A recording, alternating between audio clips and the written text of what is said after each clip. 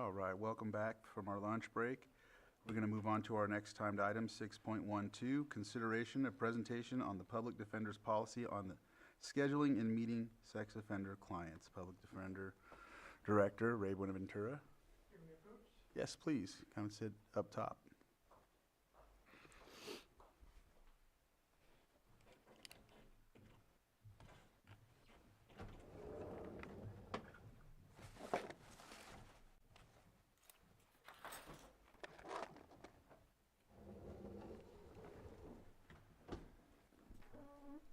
All right. Good afternoon, members of the board. First, by way of introduction, I wanted to introduce you to Sarah Lemon. Ms. Lemon has been in my office basically from the very beginning. She is one of my senior legal administrative staff. She's been in my office since August of 2024. She was my second hire. And she's proven to be one of the most capable and reliable employees, staff members that I have. She's what I believe is extremely hardworking, and she takes initiative, one of which was this 290 policy or this sex registration office visit policy you have before you. From the very beginning, when we had heard about some of the concerns the board and the community really had raised, Ms. Lemon worked on it, and she was really responsible for a lot of the research and the discussions that led us to put a policy together. So with that, Your Honor, I say Your Honor, but I'd like to turn it over to Ms. Lemon, if that's okay. Yeah. Hi, everybody. Thank you for this time. As Ray mentioned, I have been taking initiative on this project for our screening for our sex offenders or anybody who has been charged with pending sex offenses. And for the last 9 months, it's beginning that we have entered our office over at the Lakeport Plaza. I have been looking online for how ways that we can help screen our clients and make sure that the community is safe, and including our clients. And one of those is to create a huge screening broad process, which is one of the ones is that we will obtain the complaint or the report, and when we are adding them to our case management system, we can see what cases have been charges or what charges have been pointed to our clients. When admin staff is who we are the ones that put in the charges for our case management system, that if we find those, we'll flag them in our case management. Again, another way that we have a broad spectrum of how we screen our clients is that when they come to our office or to our door, we'll ask them if they have been charged, or are they already a registrant, or if they have a history of a past, even or outside counties or outside states. We are also a appointment only, so when we do get clients that come to our doors, we do point them out to our board outside where they can put in a question in, and then they have to call our office. It's also on our website that is based that we don't accept no walk-ins. So that is another way that we screen our clients when it comes to the sex registrants. Also, when we screen them, we, as I mentioned before, we flag them. So when we flag these clients, it's for the whole entire office to understand that when they open up the case, they see automatically that they're flagged as a sex offender, or they have a pending case. We also look on a website that I also took in charge of for the last 9 months. I went back to all of our past clients or cases of 2000, and I have found that this website has been the most accurate when it comes to finding any sex offenders who are not within our county that is not on the local record. And on top of it, we also have our attorneys that understand that when we are making an in-house appointment for virtual or in-person, that they are constantly screening. They're constantly looking at and make sure the flag is up. If not, they're looking at the case, and they also have to ask admin if they can make an appointment in office. And we are the ones who also make sure that they are being screened, and there's a secondary screening where they're automatically looking up the website on that client and also contacting the client to see if they are a sex registrant. And we do have an intake that we have of our clients that normally that when if they're in custody or out of custody for their first arraignment or for their in custodies, that the attorney or whoever's assigned to do the in custodies, they are also screening those clients.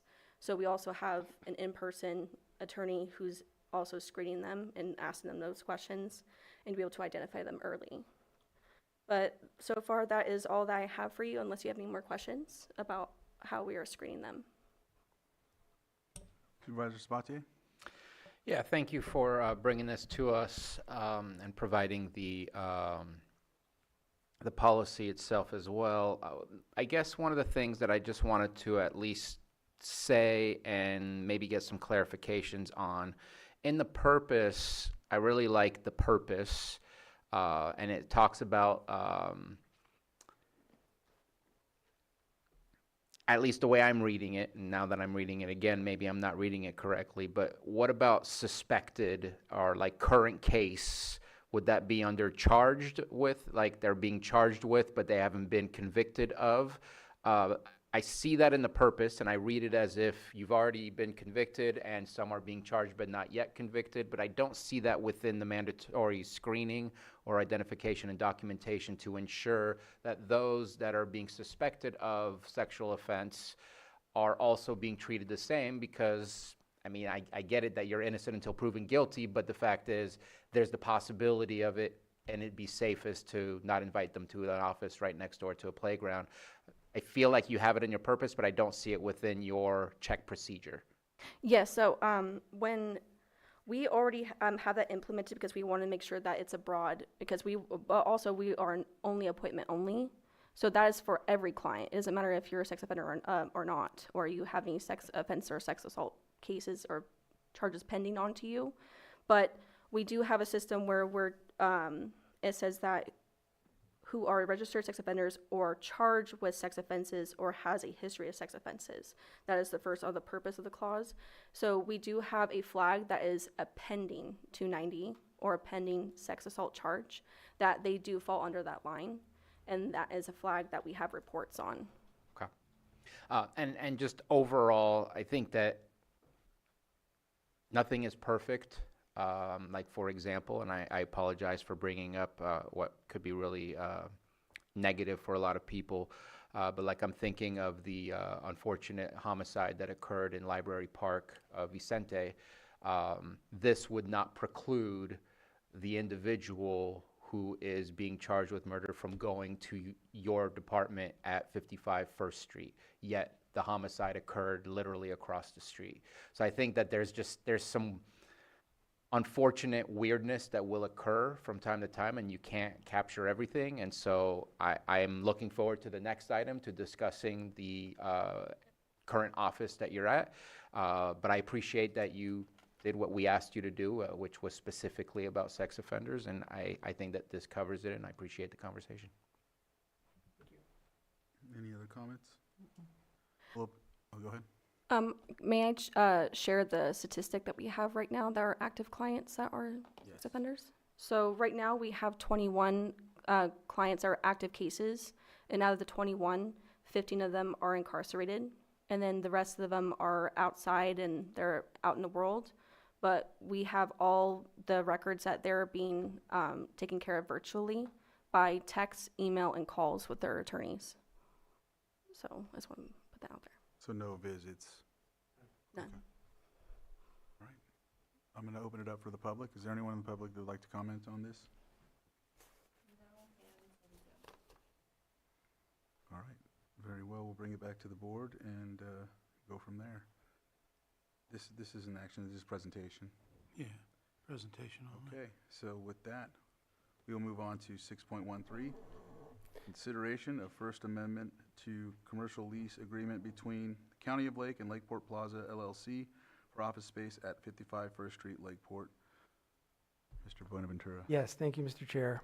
I thought it would be helpful if I just gave a brief history, and I'm going to try to be brief.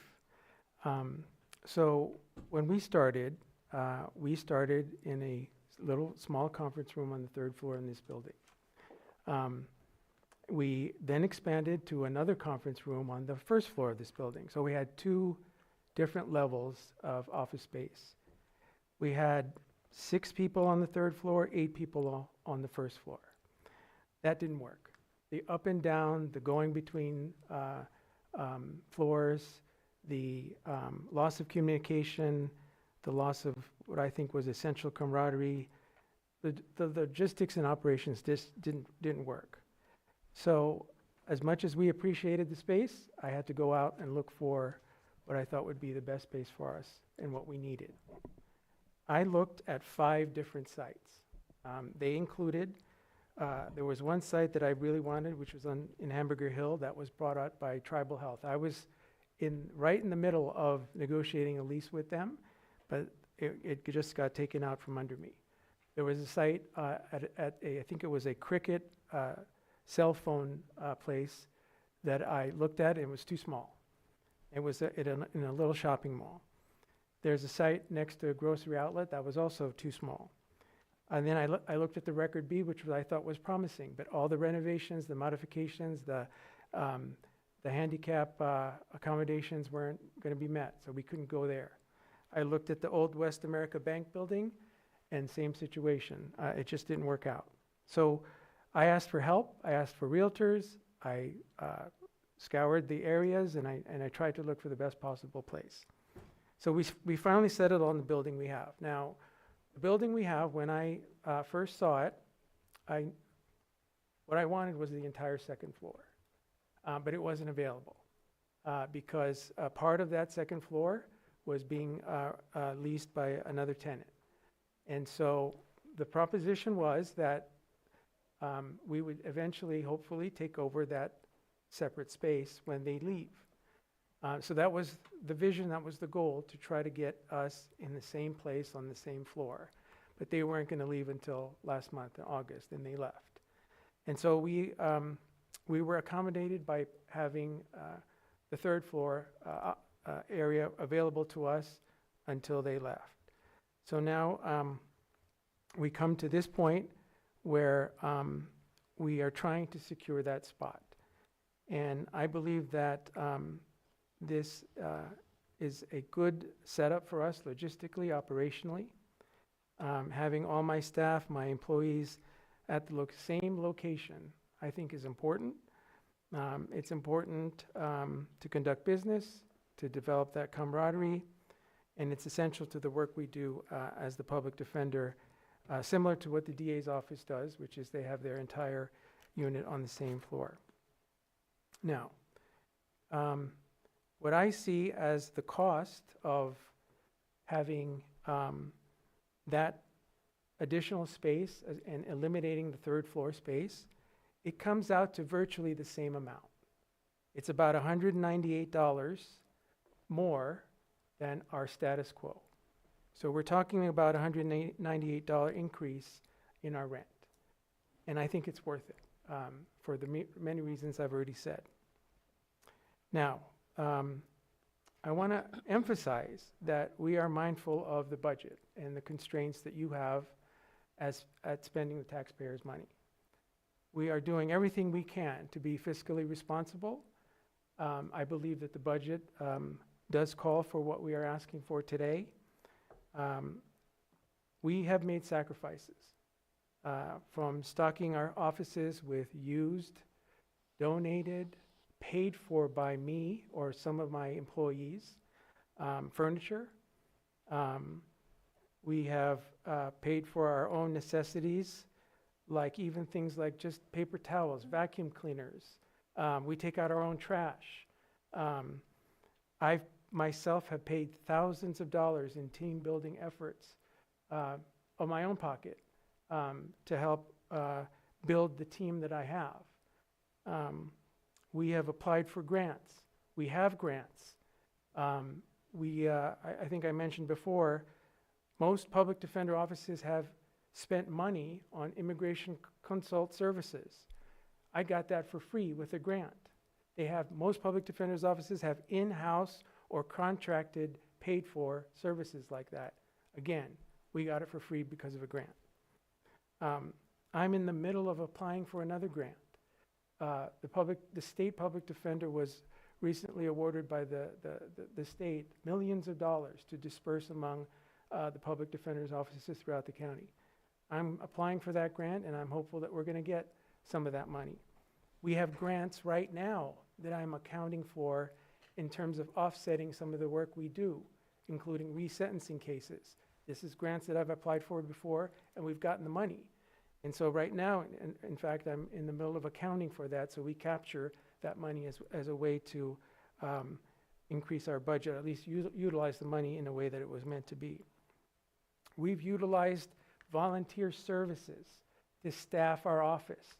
I had a former deputy public probation officer. I had a Stanford student, and I had a student from McGeorge Law School. So we realize the constraints we have, and we're doing our part to make sure that we don't go over, and that we are doing our part to fund as much as we can, recognizing the limitations that we have. So it comes down to, I think, also the 3 months that we're asking for, and the renovations that are needed. The renovations are needed. Let me backtrack and tell you how this happened. So when the space opened up, and it was an opportunity for us to get, I had contacted Lars, and I asked him to review the site and see if these minimum modifications could be done to accommodate my office. And what I'm talking about modifications, I'm talking about opening up a door, or adding a door, or closing a specific location, so we can have that integration within the office. I'm not talking about anything extravagant. I'm talking about connecting the different spaces on that second floor, so we can have a cohesive team environment where we can collaborate with each other, and have a better office system. So the most recent figure I can give you from Lars is that the renovations that I'm asking for amounts to about $10,000. Now, that's for everything I asked for. Honestly, I could probably live without some of that. I can reduce it if the court finds it necessary. But I think that there are essential things that need to be done, such as connecting the wall, perhaps punching a hole in some of the walls so that we can be connected. Again, I don't think I'm asking for anything extraordinary. I'm just asking for some ability to connect my office, my investigators, my admin staff, and my lawyers together, so we can have a better environment and operate as a public defender's office. And so that is my ask. I hope you continue to support our office and recognize that we are very mindful of taxpayers' money, and we certainly don't want to drain the county's resources, but we do have to be operational. Thank you, Mr. Chair. Any questions from the board? Supervisor Sabatier? Mostly just a comment, and I appreciate that, and I do remember the origins of your office. I think you were there. Where I had to suck in my belly there's other reasons why I had to do that, but because there's no room. And so I'm glad that you were able to move, but it was difficult for me to swallow the pill of the cost already, but you had to go somewhere. Where you were was not conducive to a good department to be constructive, productive is the word I'm looking for. I apologize. To be productive. And so I said yes, but with a little bit of a bad taste in my mouth, because the cost was way too much. And that's the reason everybody vacated that and has been vacating that place of business, is because the costs have just been so high. And while it is a slight change in the long run, for 3 months, it's a bigger change as you kind of transition from what you have currently to what it would be. I'm anticipating that if we stay there, let's say for at least another 2 years, 3 years, where in December 2028, you have the ability to readjust the flat rate, that flat rate's gonna skyrocket. That's just my personal opinion. That's where I anticipate it will go. especially seeing how the rents have gone up in that building since. With the new courthouse being built and eventually finalized, that is a much larger distance from your office to the new courthouse versus where it is now to this courthouse. And I would love to look at options sooner than later. And so at this moment in time, and I know you spoke very eloquently about the budget and what you've done to help out with the budget, but I'm concerned. We came from a very different number that when we started prior to having our own in-house public defender's office. We weren't getting the services we wanted from there. But the numbers are very different and of concern to me because we're still planning to grow. And so those numbers will continue to grow as far as the budget that we're approving. And so I can't help but be concerned. And one of the reasons that I fought to make sure that there was a termination clause is because I hope that we can find something that is suitable to your needs, but also a little bit more palatable on the wallet when it comes to paying for the lease and the rent for it. So at this moment in time, I don't have an appetite to provide more for that, and I'd rather continue and hope that we can get you into a better place. All right. Go ahead, the Vice Chair. Well, I had some concerns about I know 12 or 13,000 in the total budget is not a big number, but it's still taxpayer money that we got to spend for 3 months. Are we sure it's gonna take 3 months to move from where we're at now and get completely into the second floor? Or could that be reduced? I know, I appreciate you calling me back yesterday, and you mentioned that the renovations needed to be done, but we don't really know at this point, like how long that's gonna take or what those are potentially. I guess you said 10 grand, but I guess what I'm asking is, are we confident that we need 3 months of both spaces to get completely transitioned? So that'd be one question. And I guess it's probably not, really in the purview of this item, but what's also in my mind is, being involved in the space committee, I know that we're gonna have, movement around the county with different buildings in the next couple of years. And that's definitely gonna be a conversation we're gonna have about trying to get our own departments in property that we own, at least from where I come from, because it's more cost effective for us. So I guess my other question would be, realistically, can we put a number of years on how long it's gonna be that we're gonna need to be in this building? So I guess those would be my 2 questions right now. Well, I mean, I wish I could, obviously, I'm not a part of the discussion of what potential sites you could place us in, but, I'm sensitive to what you have to do and what you have to do to be fiscally responsible and find me another place.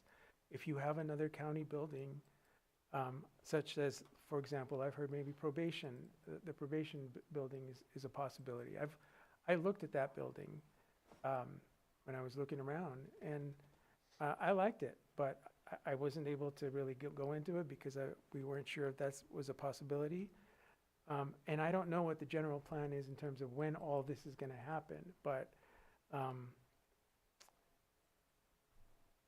the short answer, I don't know when something will be available. I do know that what's working works, and I wish I had a magical ball, but I can't really predict. Lars, did you want to add? Yeah, if your board would like, I can add some, I don't know if it's clarity per se, but attempt to fill in some gaps.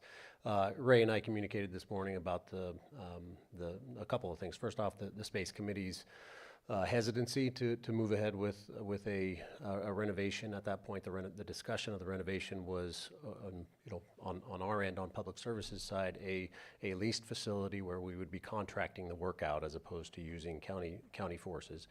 And all we knew was a renovation of a floor on a building that I'm familiar with, but nevertheless, a figure of $40,000-$50,000 was assumed. After we had a chance to look at it, it's likely to be less. The $10,000 figure was a very rough figure. We don't have the estimate back from a contractor that we're scoping it out with, but I just wanted to emphasize that in as much as the Space Committee did have an opportunity to review this, it was based on probably a larger figure, and also an assumption that the current probation building would be the natural next home for the public defender's office, and all of that. The puzzle pieces are the planning for all of that is underway, but by no means do we have that step by step mapped out.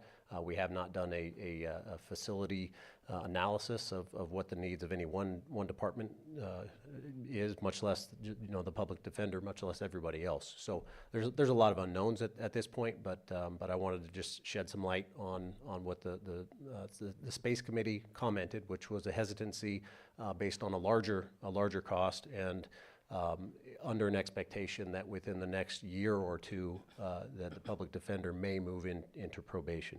At this point, we don't know what that really will be. Will it be a year? Will it be 4 years? Right? I'm hesitant to put any figures to that, but it's certainly a lesser project. The renovation, it's not a whole-scale renovation. It was moving a few doors or adding a door and walling some things in. So I think it was relatively minimal. I will say in comparison to what was assumed at the time of discussion at the Space Committee, and so scope and cost is quite a bit less. So hopefully that helps, or maybe complicates things. But I added that for you. All right. Thank you. To you. Ellen, and then What are the number of people that you have in the public defender's office? Oh, that's a good question. So we have 13 lawyers. We are going to have 4 admin staff. We have 5 investigators, and we're going to have an accountant. Yeah. So that was how many? 13? 23 is what I counted. Yeah. Based on what you 23? said. 13 lawyers? Okay. Thank you. You're welcome. Supervisor Pyska?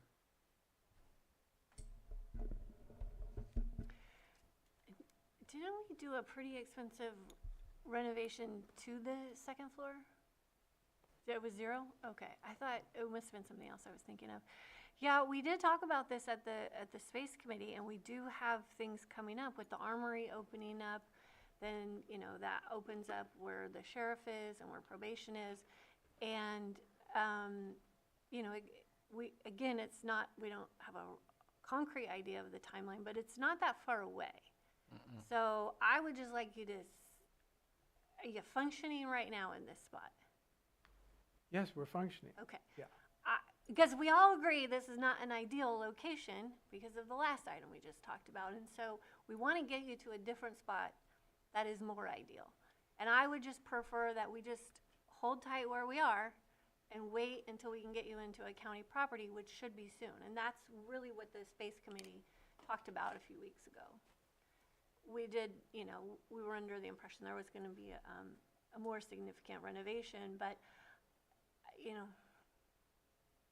I don't really see the need to move if we know that this is not going to be your long-term place. Supervisor Sabatier? I was just going to ask, and maybe Supervisor Pyska, since you're part of the Space Committee, instead of Director Ewing coming back up, what is the anticipated moving in date for the armory? You should ask Lars. Because it's not that far off. It's not that far off. Yeah, no, it is not. Putting me on the spot, I believe we're looking at summer of 2026, if memory serves. That sounds about what I had in mind. Thank you. Okay. Go ahead. Can I just make a quick comment? So that, I think that's a good timeline. But then the other thing it could be 6 months or a year to configure the next space. But to me, that's 2 years down the road if we look at combining both of those, which I don't think is a long time. And from where I'm coming from, I think that's 2 years is something we can kind of anticipate. And I just have concerns about keep putting more money into this situation that we have, when we're gonna need that money to also help reconfigure our own property before we move in potentially. There could be changes that need to be made at the probation, just if that becomes a confirmed location where we're gonna go, we are gonna need to look and see, is it configured for you? It was for probation, but there still might be changes and money we have to spend. Lars, did you want to? Yeah, well, Vice Chair essentially took the words out of my mouth. I just wanted to ensure that I wasn't misrepresenting by saying summer of 2026. That's when the armory is anticipated to be completed. But there's a lot of subsequent steps that would have to occur for the sheriff's office to move in and move out, and then the next step after of probation vacating and then prepping it for the next tenant, so to speak. So I appreciate you adding that in. Any supervisors about you? So I'm not against it, but I don't believe, have we made an official decision that probation is taking over the sheriff's department? Yeah. No. Can we have that conversation? Because, I mean, I feel like the public defender's office is kind of saying you're talking about something, but at the same time, nothing is really set in stone as to, I mean, for all we know, public health might move in there. I don't know. I'm just saying, like, until we make it more concrete, that might make public defender's office feel a little bit more comfortable as to what we're planning to do. Because right now we're talking about things that aren't really set in stone, that may have been talked about in the space committee, but it hasn't really been brought back to the Board of Supervisors. Well, we are meeting monthly right now to develop these campus plans. So that's exactly what we're working on. And I know you're not on the space committee, so this might be new information. But, you know, that's really what the plan is. We know that there's a lot of changes coming up. We know the 4th floor is changing. We know the armory, like, there's a lot going on. So that's exactly what we're trying to plan right now. Lars? And I sorry for bouncing back up and No, forth, please. but I think if it pleases the board, we'd be I would be happy to present to the space committee and have the space committee discuss the various moves that are in the works and come back with a summary presentation to the board for what the concept plan is. I think that's a good idea. And so I didn't get to say this earlier, but I actually went and visited the office about a month ago, I think it was. And I seen the layout, and I understood just by being there and seeing how, you know, there's like a way to walk in and around and things like that. I didn't see an issue with the wall or the door or anything like that. I get why they want to have these opportunities to, you know, have a little more free-flowing office to where they can actually manage. I think coming from the most uncomfortable situation that they had when they first started. And then I wouldn't say it's uncomfortable now per se, but to be able to work efficiently, you know, I didn't really necessarily see an issue with it. But again, that's not considering 1 year or 2 years. But I mean, as projects go along, I've seen there's been a couple where they've said they were going to be 26, and then it ends up 29 and 30, and you know, so I don't know. And no knock on you, Lars, at all or anything like that. It has to do with other things that just happen. But so for me, you guys we all seem like we have, you're going to go through the process of the committee, space committee, and go from there. But I just felt I would give my input, that's all. Did we open it up for public input? I don't believe No, so. I didn't. All right, anybody from the public? No one on Zoom? All right, I'll bring it back to the board and see where we're going from here.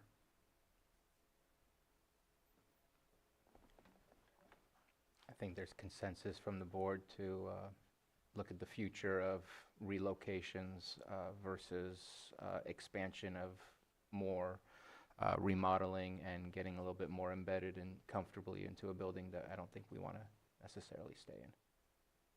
Yeah. All right. that looks like that's where we're at. All right, well, thank you for the presentation and appreciate your time. Thank you.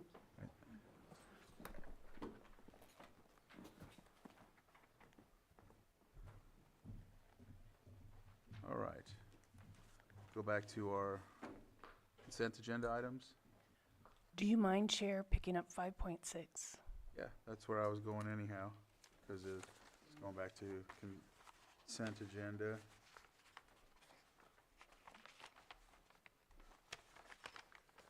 Approve 5.6, approve annual agreement between the County of Lake and Visit Lake County, California for provision of administrative services to Lake County Tourism Improvement District in the amount of $112,500 for July 1st, 2025 to June 30th, 2026, and authorize the chair to sign. And this is pulled by the administration office. Ben Rickelman, please, and Brian Fisher. Pull it? Oh, Supervisor Sabatier, you pulled it. Do you want to? Or do we want to introduce? Sorry, I just wanted them to come up. I apologize, Chair. No, They weren't moving. So first and foremost, I do appreciate the work that the Tourism Improvement District has been doing for Lake County. I know that we got our annual presentation not too long ago, and there's a but that comes in there. I feel at times that we're very hyper-focused on specific areas of Lake County and not the entirety of Lake County. And since this is a contract with the TID to do the marketing with funding that we're providing on top of the TID funding that goes through as a pass-through through the county, I want to suggest an additional contractor responsibility, and this would be item 1.9. Appreciate County Counsel Gwen Tavano for helping me out with some of the language. It's changed slightly from what I've sent you. This would be 1.9, contractor shall make a reasonable effort to use diverse populations in diverse locations in Lake County in providing materials for projects, programs, and activities under this agreement. Just to put it on writing that we are pushing them to be inviting to all, because we're doing a lot of promotion and advertisement in the Bay Area. The Bay Area happens to be one of the most diverse locations in the state of California. We want to make sure everybody there feels invited to Lake County. So imagery is important, in my opinion, and also making sure that we're not advertising only specific areas of Lake County, but as much of the whole of Lake County as possible, because the TID should be trying to connect, help all of our hotels and businesses, since all hotels are pitching into the TID. We see the little diagram chart and stuff. Again, I think you're doing a fantastic job. We've done better than we have done in the past. I just feel if it's not in writing, then I can't gripe about it in the future. So thought I'd propose it and see what the board thought about that addition. Any other comments? All right, Ben? Ben Rickelman, Deputy County Administrative Officer. Appreciate Supervisor Sabatier's comments. That shouldn't be an issue with the agreement. I have with Brian Fisher, the Director of the Tourism Improvement District, and I'll let him comment further on it. Supervisors, that is, Bruno and I spoke a day or two ago about this, and that is not a problem. I do want to say we struggle and try very hard to represent all communities in all of our advertising. We are also very keen about location shoots where we're shooting, and it's always top of mind for us. We try to circle the lake is what I tell folks, and don't forget we've got South County, so we really do try very hard. There's always room for improvement, so we'll continue to improve is what I feel like we'll do. Thank you, and thank you for your patience today. Sorry you've been hanging out all day, but thank you. All right. If there's not any other comments, I'll open it up for the public. If there's anyone from the public, bring it back to the board. I don't have any issue with adding that. If there's nothing more, Chair, I move to approve the annual agreement between the County of Lake and Visit Lake County, California for provision of administrative services to Lake County Tourism Improvement District in the amount of $112,500 from July 1st, 2025 to June 30th, 2026, and authorize the Chair to sign and also as amended. Second. Mr. Chair, if I may, just for further clarification, the amendment would be adding section 1.9 in Exhibit A of the agreement. And then I have a motion and a second to that effect. All in favor? Aye. Aye. Any opposed? That motion carries 5-0-0. Thank you very much. Thank you all very much. All right. 5.9. Do you mind picking up 7.3 since Lars is here? Yeah, no. I will.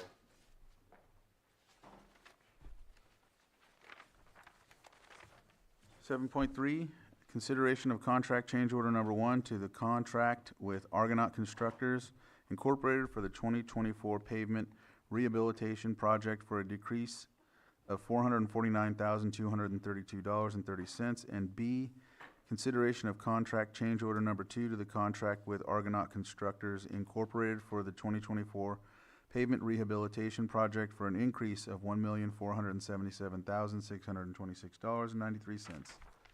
Public Works, Interim Public Works Director Lars Ewing. All right, good afternoon. Your board will recall that back in the end of July of this year, your board I presented an update on the Cobb area road rehab project. That's I guess I'll just say the common term that we're using for this project. At that time, prior to that meeting, the project was paused out of some concerns. The project was about 16, 17 miles of road improvements, about 9 or 10 of which were paving, and the remaining 6 or 7 were chip seals. And the chip seal was a grind and placement of a double chip seal. Out of concerns for what that would be long-term, the cost effectiveness of that, your board will recall that we paused the project and presented an update to your board just to ensure that we could get direction. As the interim director, I felt that was important. So at that time, your board directed staff to modify the contract and come back to your board for the approval of the change orders. So that's what this item is. There are 2 change orders. The reasons for that are really not critical to go over, but the intent initially was to have the change order 1 address the deductions, and change order 2 address the additions.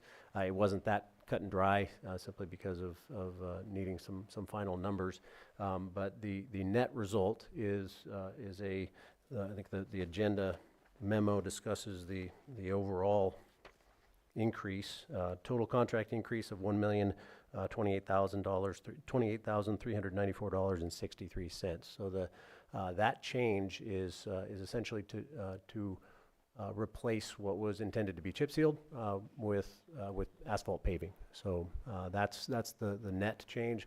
Obviously, there are details that we can go into here. There's preparation of the road. There's the asphalt itself, but there's preparation of the road. There's adjustments. There's conforms, but the impact of doing that change is the number that I just addressed. Important to talk about funding for the project. Your board previously gave, I think, conceptual approval for $225,000 of supervisor discretionary funding for that. It's my understanding that has been prepared for final budget, that would be included in the final budget, so there's no action included here for that. So the extent of your action is the change order approval. The remainder of the funding would come from essentially road funds, what we would simplistically say road funds. Yes, it is a hit on the bottom line, but that's where the funding would come from. And then on the appropriation side, just in a kind of a financial administrative piece, there is no need to increase appropriations because the capital appropriation for this project is already sufficient, even considering the proposed change order. So with that, I'll be happy to answer any questions. Supervisor Sabatier? Just you've answered all the questions that I had. Thank you for taking the call this morning. And originally, the bid went out for 6.5 million estimated engineer, and we're at 6.1. And what's the status of the roads currently? Have they been completed? They have been prepped, and one layer of chip seal has been placed as a bit of a binder in a sense. They're getting beat up because one layer of chip seal is on instead of two, and even that would have had concerns. But the status is that they are effectively prepared. They still need to have some additional work done to prepare them for asphalt. But the contractor, as I understand it, is pending your board's approval and pending a notice to proceed. We're looking at October is the understanding I have for asphalt paving being completed. Okay. And just my final statement is change orders are not completely uncommon, and delays are not uncommon, but at the same time, not fun for the community to deal with. And I can't speak for the Cobb community, but I know from other areas that delays aren't fun. If in the future, if there's something you can bring us to change the policy where maybe we can approve a certain percentage of contingency to allow for smooth projects to occur, that way we don't have to have delays and wait for us to approve some certain things. This one's way above the 10%, so it's a bad example, but I know that I have seen that in other places, and if it's possible to bring us some sort of policy that might allow you or whoever will be in the Public Works Director chair in the future to have a little bit more flexibility and leniency on moving projects forward. I appreciate you saying that. The Public Services has put that in place for the Armory as a project-specific approval, and there was some discussion at that point in time of looking at it at a broader scale. So the administrative office and county council and I would say the other public project department heads would be critical to be included in that. All right. I will open it up for the public at this time. Jack, if you can unmute, you have 3 minutes. Hello? Yes. Everything you said is correct. I'm here on Cobb Mountain, and the blue chip seal, whatever, is not sufficient. It's kind of crazy that it was even approved in the first place. A lot of people on Cobb seem to think like, why wasn't anyone asked? We need asphalt here. We seriously need asphalt on all the roads that the blue chip was put on. Is really freaking bad, and everyone here like wants asphalt. So I just don't understand how it was approved in the first place. But yeah, that's really all I have to say. I mean, I want that to be approved for sure. Thank you. Any others? All right, I'll bring it back to the board. Mr. Chair, I move that we approve the contract order number 1 to the contract with Argonaut Constructors, Inc. for the 2024 pavement rehabilitation project for a decrease of $449,232.30 and authorize the chair to sign. Second. I have a motion and a second. All in favor? Aye. Any opposed? That motion carries 5-0. Mr. Chair, I move that we approve the contract change order number 2 to the contract with Argonaut Constructors, Inc. for the 2024 pavement rehabilitation project for an increase of $1,477,626.93 and authorize the chair to sign. Second. I have a motion and a second. All in favor? Aye. Any opposed? That motion carries 5-0. Thank you, Lars. Thank you. Thank you, Lars. All right. Consent or 7-3, 7-2? 7-2, please. All right. Consideration of the following advisory board appointments. Food Policy Council, Supervisor Sabatier, this is your. Yeah, we have 3 applications. One is from a farmer's market manager. One is from education. Mandy Lopez is the food director over at Canocta Unified School District. And then Rebecca Harper for representation of the Farm Bureau. And looking for that approval today. All 3? All 3. All right. Any comments? No. Open to the public. Any comments from the public?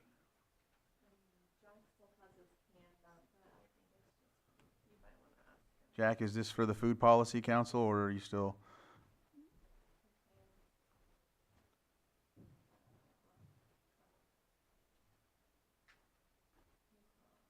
Okay.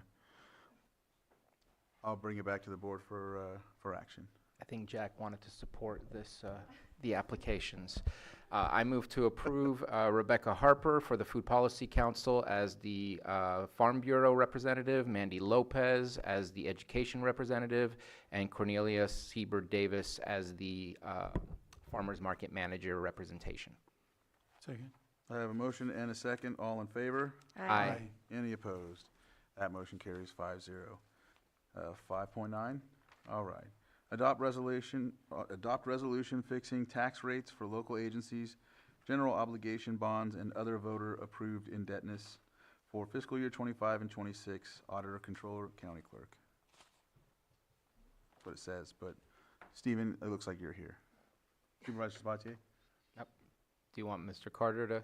So I pulled this item just because when I looked at it, it felt somewhat, not confusing, but two resolutions and no explanation. So I talked to county council, said it would be wise to pull it and just clarify that today we are approving the revised and added 9.5 debt service resolution 2526 and not the other resolution attached to the item. And that is all. The changes were to the Mendocino College. It was originally put in as .021. It's been revised to .019. I have no issues with the fixed tax rate. Just wanted to make sure that publicly it was clean that we are approving the specific resolution. Exactly correct. All right. No, if there's no comments from the board, I'll open it up to the public.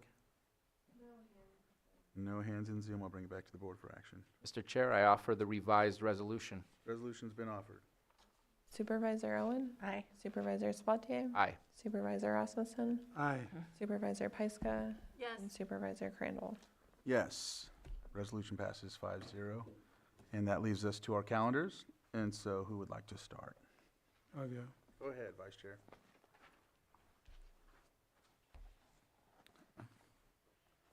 Let's see, this weekend I worked the Early Lake Lions Club, our scholarship golf tournament up at Adams Springs on Cobb. I also went to the Scotts Valley Big Time event over at Red Hills. It was a good event, a lot of people there. Last night I had a meeting with the Highland Springs Trail volunteers and water resources out at Highland Springs. Plan on going to the Lakeport Fire Board tonight. Got Lake APC LTA tomorrow in Clear Lake. And then I'm going to try to make Children's Council, I believe that's back in Lakeport, right? LCOE. And then I'm going to go to the Animal Control Advisory Board. BVAC also tomorrow night, which you won't be there, right? And then we have a Space Committee Thursday, I believe. It's on my calendar, Oh, but yeah, I won't but be able to make it. you probably won't be there. Oh, actually, I might. Yeah. I think I can make that. And then on the 11th, I have the grand jury asked me to come in for an interview. And also that same day, Behavioral Health Advisory Board. And then I have the 100 Bucks Strong event that night. And then I plan to go to the Valley Fire Anniversary up on Friday. And then also that evening, the Hobotten Big Lake Big Science Film. And after that, I have to go out of the county for a couple days for some personal business. That concludes. Okay, after the meeting today, I'm heading to Sonoma for the After the Fire Summit, which is the next few days. I am on a panel tomorrow at the summit. So I will have to miss the BVAC meeting, but I'll watch the video. And Thursday, I will, the last day of the summit, but I can make the Space Committee meeting before I head to the summit, but I will miss the Recreation Agency meeting. So, then, Is that Thursday? yeah, What time? 4 o'clock, and I think it's Lakeport this time.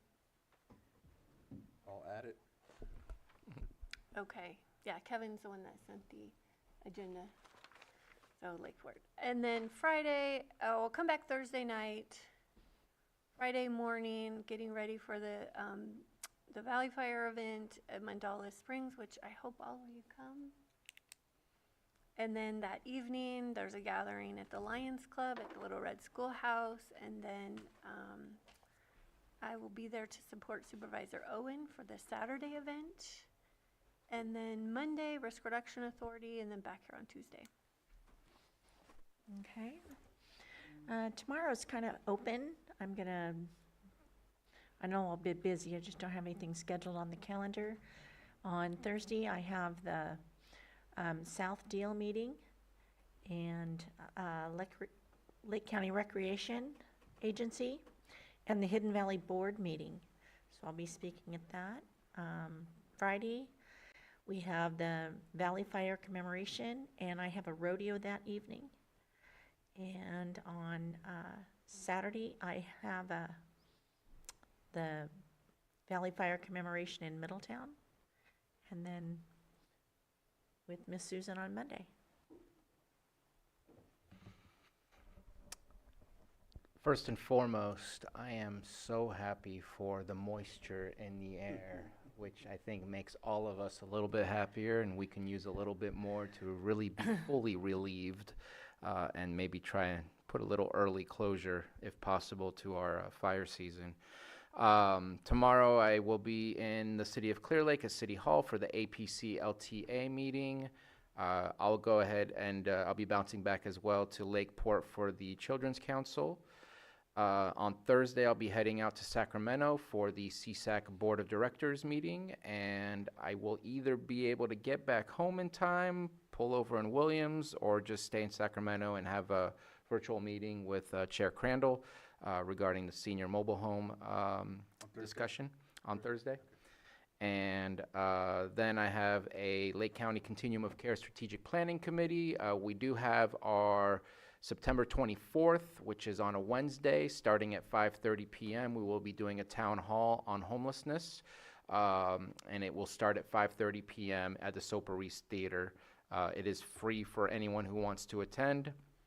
We are looking for to provide presentations from the funding sources that the COC has been able to tap into, to the delivery of the services by some of our agencies here locally, and then also have lived experience folks providing their stories and their experiences as they've navigated through the system, trying to get back on their feet, and hoping to have open dialogue and some good discussion between the public and those presenting.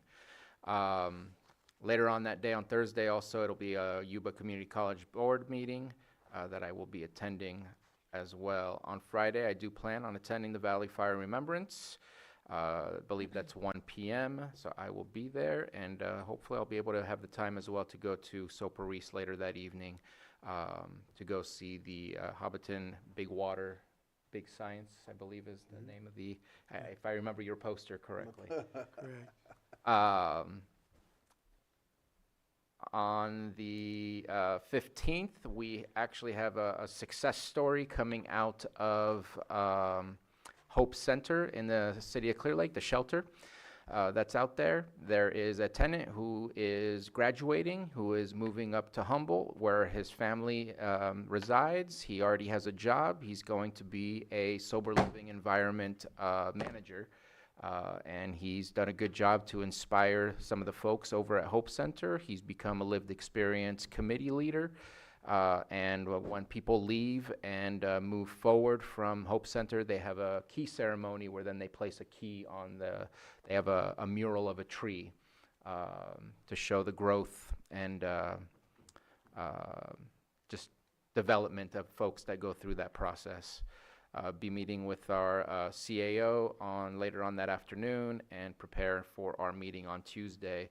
I do want to take a moment, and I hope I'm not stealing any thunder from you, Chair, but there are key staff members that are part of our team when we talk a lot about Lake Pillsbury, and there's been a lot of activity. And so I just want to say thank you to Lloyd Guintavano, who's in the room with us. We have Patrick Sullivan, who's our tax collector, who provides a lot of detailed information about our economic impact. Thank you for the help. Matthew Rothstein has been incredible with connecting us with different agencies and different departments to be able to have these key conversations. And newly connected now is Trevor Muckle, who is also helping us with those connections, similar to what Matthew Rothstein was doing. But you will be seeing a lot more, and you have probably been seeing a lot more happening on our social media, on a lot more happening in just overall general media. This is a topic that has really blown up and taken a lot of people's attention. And I just couldn't be more thankful for that team. There's a lot happening, and I think it's kind of heading in the direction that we were hoping it would go, with certain, hesitation to the direction as well that we're going, because it's kind of an unknown.